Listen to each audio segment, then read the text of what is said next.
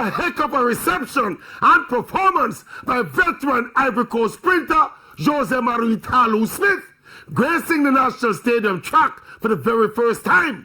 But based on the warmth of the welcome, you would think she was born under the halfway tree clock. And she duly reciprocated with a stylish and nippy 10.91 bouncing away from the field. And just looking at the connection between Talu and the Jamaican fans, outside of being an African thing, Talu is basically Jamaica's friendly rival.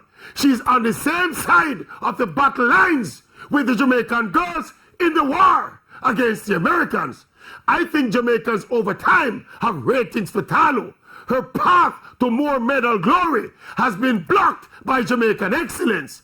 So we want her to know there is no hard feelings. Don't take it personal. It's just business. If we were in a position to share our success with her, we would, but protocol will not allow.